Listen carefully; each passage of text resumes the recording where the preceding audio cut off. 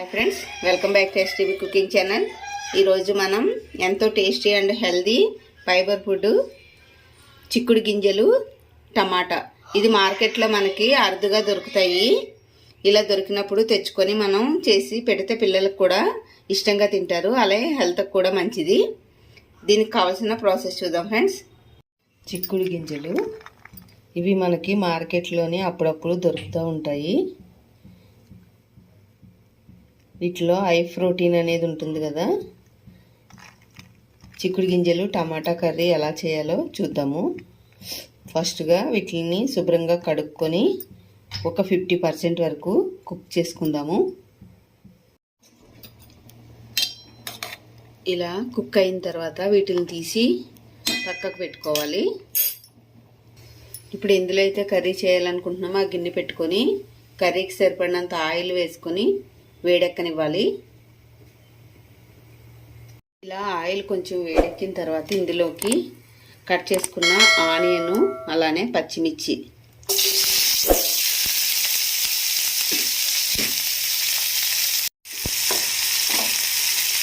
Onion తొందరగా fry అవ్వడం కోసం కొంచెం పసుపు,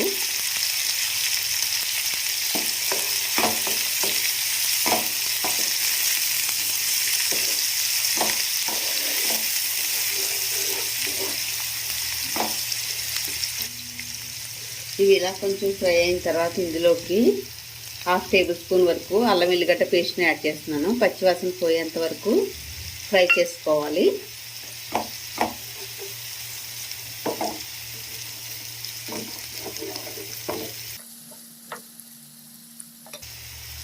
ఇలా ఆనియన్ మంచిగా ఫ్రై అయిన తర్వాత ఇందులోకి మనం కట్ చేసుకున్న టమాటాని యాడ్ చేద్దాము.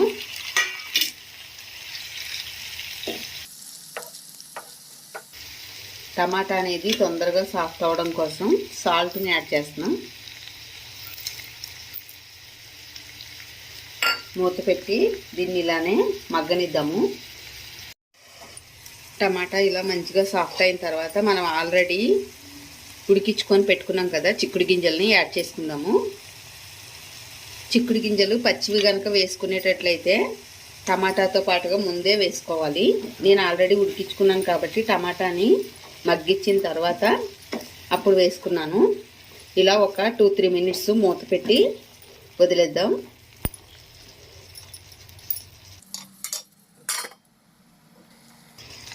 ఇవి ఇలా మగ్గేటప్పుడు ఇందులోకి రుచికి సరిపడినంత red chilli powder, 1 table spoon వరకు ధనియాల పొడి వేసుకొని మొత్తం ఒకసారి కలుపుకొని 2-3 మినిట్స్ ఇలానే ఉడకనివ్వాలి.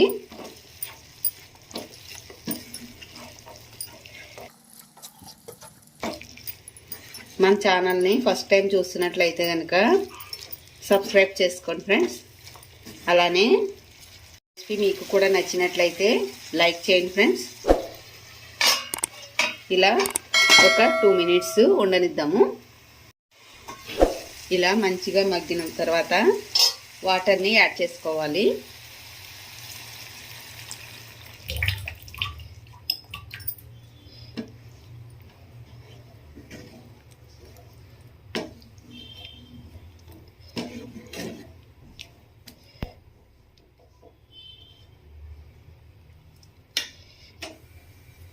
మూత పెట్టి మంచిగా ఉడికించుకోవాలి.